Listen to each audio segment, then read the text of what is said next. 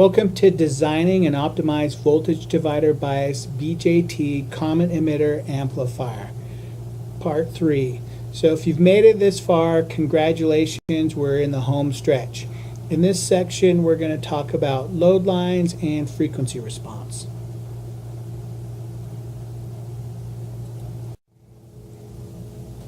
In Part 1, we talked about DC biasing and we introduced the DC load line. To review, the bipolar junction transistor has three operating regions.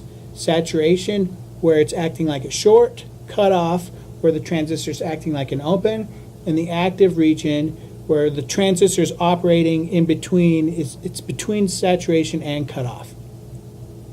Now the load line, the DC load line, represents the transistor and the two extremes in which it can operate within a specific circuit. Now, in order to be optimized, we need our Q point to be biased at 45% of VCC. Our VCE needs to be 45% of VCC. And throughout Section 2, we talked about how important it was if we change the circuit in any way, we want to go back and make sure that the DC biasing was unaffected. And for troubleshooting, when there's problems with amplifiers, DC biasing is the first thing that I check. And I see a lot of problems where there's a problem with the amplifier.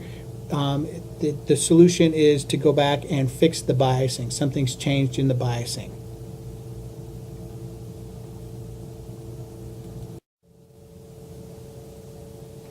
Okay, so here is the AC load line plotted across the DC load line.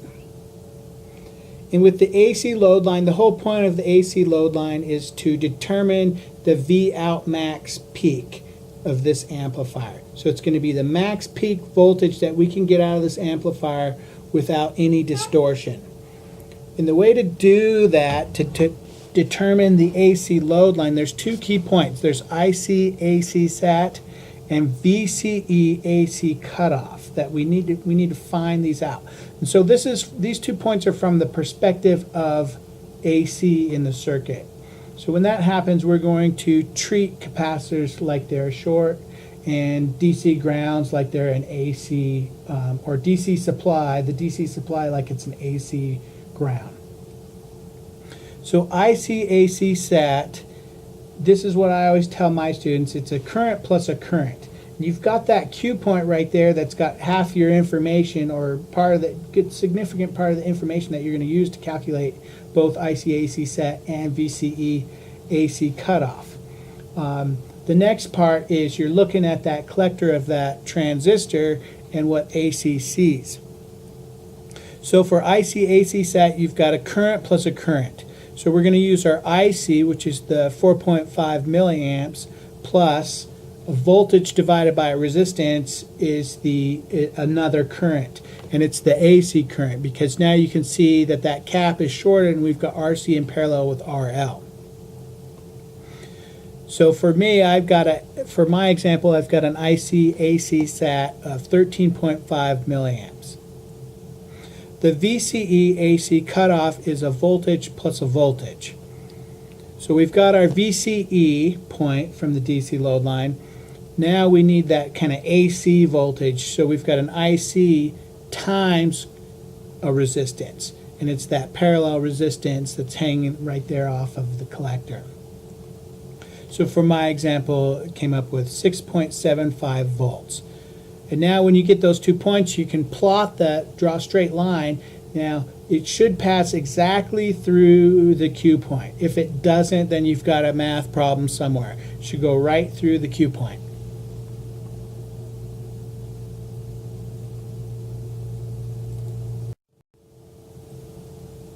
So here's our AC load line plotted, and we're going to determine V out max peak for the amplifier. So you can imagine that if there's 0 volts on the AC input, that this amplifier within the circuit it's biased at 4.5 volts, so it'll just sit at 4.5 volts. Because it's a common emitter, the VCE is going to react opposite to the input signal. So if the input signal is going to go up a little bit, that AC is going to ride on the DC, and it's going to cause VCE to go down a little bit because it's 180 degrees phase shift. So you can also see if the voltage is going to go down on the AC input, that's going to drive the VCE up a little bit.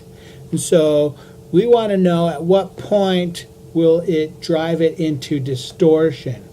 And so there's two things you need to look at. Because we're optimized, the formula is probably always going to be VCE AC cutoff minus VCE. But if we weren't optimized and biased at that 45%, you need to look at both of the 0 volts to VCE and the VCE to VCE AC cutoff. Those 2 points will determine whichever gap is smaller, that's going to determine where you're going to distort first, because that signal is basically operating around the Q point, going up and down around the Q point. So you want to look and determine which side is smaller. Is 0 to VCE smaller, or is VCE to VCE AC cutoff smaller?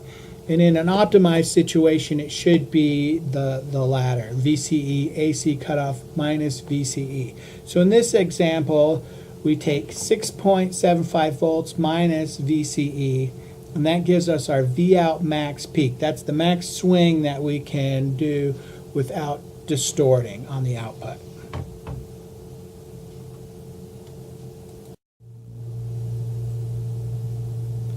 So now we have V out max peak.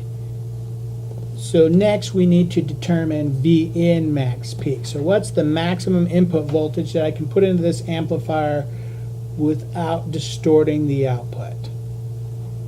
So we know that AV, or delta V, the gain of the amplifier, is V out over V in. So that ratio should also apply to V out max. So if we've got a gain of 10, our V out max divided by our V in max, we should be able to solve for V in max. So we do a little bit of algebra here, and we've got V in max is equal to V out max divided by our gain. So for my example, I've got a V in max of 225 millivolts peak. And I've got a couple of sets of waveforms over here. I'm showing where you've got the V in max peak on channel 1, the small signal, and then you've got the maximum undistorted 2.25 volts peak on, say, channel 2 of your oscilloscope. And you can see the 180 degrees phase shift because it's a common emitter amplifier. In the next box below that, I'm showing where you're now starting to exceed the V in max, so you're at like 250 millivolts. And you can see what's going to happen on the output. You're going to see as you slightly exceed the V in max, you're going to clip one side first. As if you really exceed V in max, then you're going to have clipped off peaks on both the positive and the negative.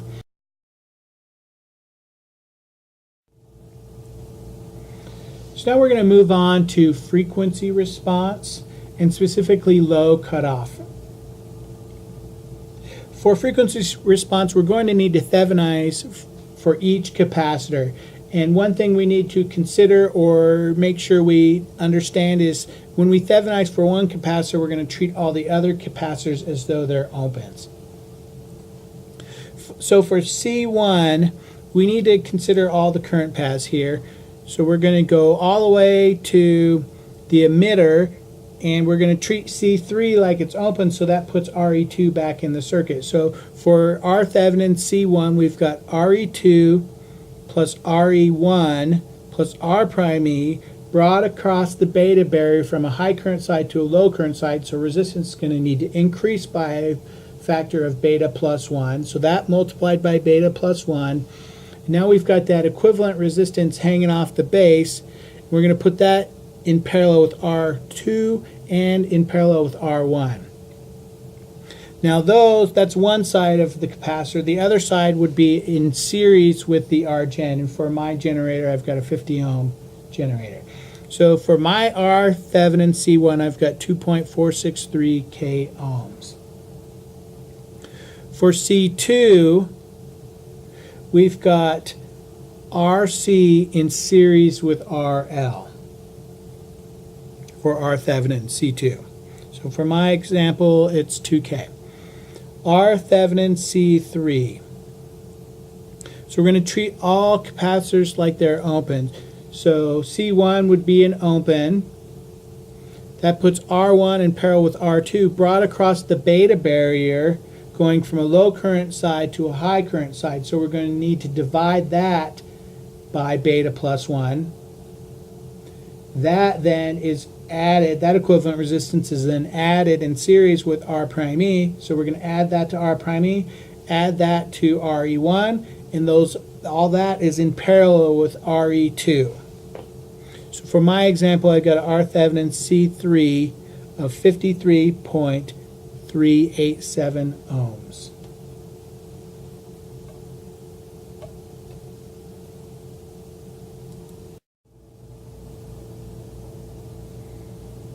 So now we need to find frequency cutoff for each cap. So the formula here is capacitive reactance. So X sub C is equal to 1 over 2 pi FC. Now we know at frequency cutoff that the capacitive reactance of that cap is equal to the R Thevenin that we just calculated for that cap. So we can substitute R Thevenin for X sub C in that formula. And we know when those two happen that instead of just frequency, it's now frequency cutoff. So now we can manipulate that formula to solve for frequency cutoff.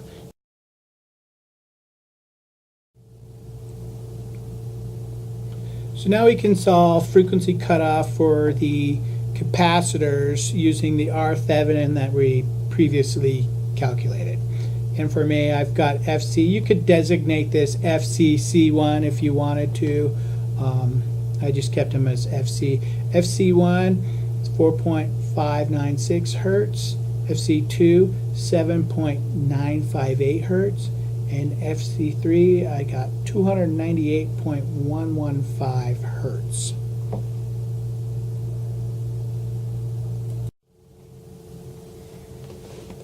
So now we're going to calculate FC low total, so our frequency cutoff low.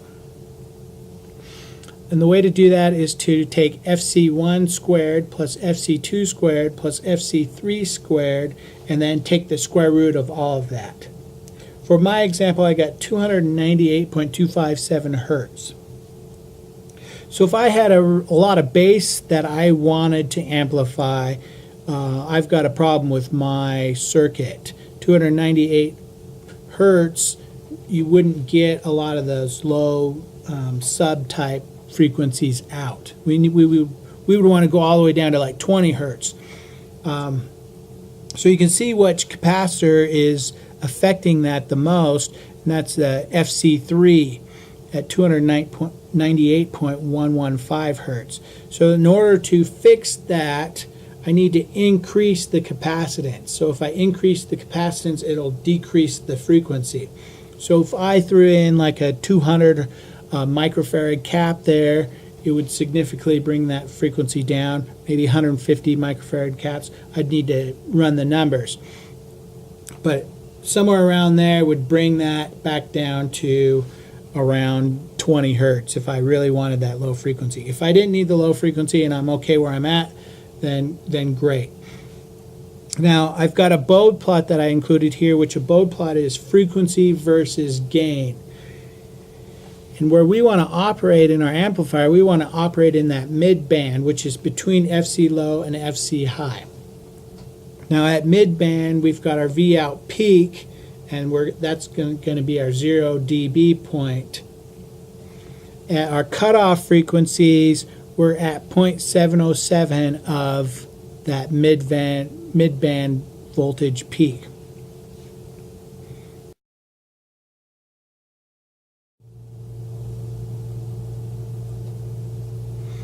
Okay, so here we are. It's time to build and measure everything. Now, the first thing we need to measure is all of our DC components. So just turn off the AC generator. That should allow you to measure all the DCs. Make sure that they're right. Next, now we need to turn on that AC generator and make sure that the input voltage signal is below VN max. So keep it below VN max. And that the frequency of the generator is above FC low. You could probably just put it to like 1K hertz or somewhere around there, and you'll be fine. Now you can measure your gain at midband, and that is simply measure the output voltage, measure the input voltage, divide V out by VN, and that gives you your gain. And notice it should be out of phase. Now that I've got the gain measurements correct, let's go ahead and measure your V out max peak. And the way to do that is to look at the output signal, observe the output signal, and start increasing the input voltage signal. Bring it up, bring it up, bring it up really slowly. And once you see one of the peaks of the output start to distort, it'll go flat. Back that off a little bit till right before it goes flat. There's your V out max. Measure that peak. Now it's also your VN max. So if you measure the VN, that would be your VN max also. And finally, let's measure our frequency response. So we're going to go up into that mid band. We're going to set a cursor, and you need to be below your V out max. No, you need to bring your VN down quite a bit to get away from V out max peak as much as possible. Set that cursor, and then multiply that number by 0.707, and set another cursor at the 0.707. Now leave all the amplitudes alone and start bringing the frequency down on the generator. Bring the frequency down, and as it starts to come down around, for my example, it comes down around 300 hertz, or just above 300, you'll start seeing it come down, and at 296.257 hertz, it should hit that second cursor, that 0.707 cursor. Now, when you hit that, now measure the frequency, write that down. That's your frequency cutoff low measured. And then don't change anything and start bringing the frequency up. Bring it all the way up, and it'll go up. You'll see the midband. It'll ride in the midband, keep coming. And at some point, it'll start coming back down, and that's your frequency cutoff high. Now, you should measure the frequency cutoff high. I didn't give you a way to calculate it. There's a little bit more involved in calculating the frequency cutoff high than what I wanted to get into for this lesson. So for us, we're just going to measure frequency cutoff high, and then you can build your bode plot from your measured bode plot.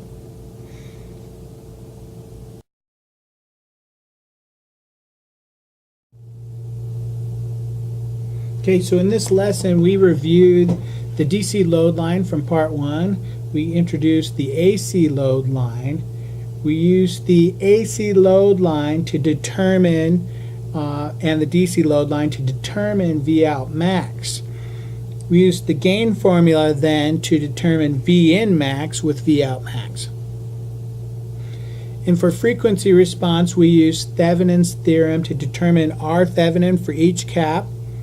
And we were able to manipulate the capacitive reactance formula to solve for the frequency cutoff for each of those capacitors. We used a formula FC low total of FC1 squared plus FC2 squared plus FC3 squared, and then the square root of that to determine the total low cutoff frequency for our amplifier. And in all three parts of this lesson, the full amplifier design, we use just a whole bunch of algebra. We use Ohm's law over and over and over. We use Kirchhoff's law, and we use Thevenin's theorem. And for me, freedom is being able to derive my own formulas from the circuit. Looking at the circuit and saying, okay, what's going on? What am I trying to calculate? What am I trying to figure out? And then using those principles, Ohm's law, Kirchhoff's law, and Thevenin's theorem, to really work for me to do my circuit analysis. Some of the formulas that we did need to memorize were the gain formula, V out divided by V in. That's easy enough. R prime E, 26 millivolts divided by IE, and the frequency load total, which is FC1 squared plus FC2 squared plus FC3 squared. If there was more capacitors, it just keeps going, and then the square root of all of it. Okay, so I hope you had fun building this amplifier. This is a really, really cool project. It applies a lot of cool principles and theories. It makes electronics work for us, and in the end, we can build and measure something that is real and that is a true amplifier. We know what the frequency response of the amplifier is. Just a really good exercise, and I hope you enjoyed learning about BJT amplifiers in this lesson. Thank you very much.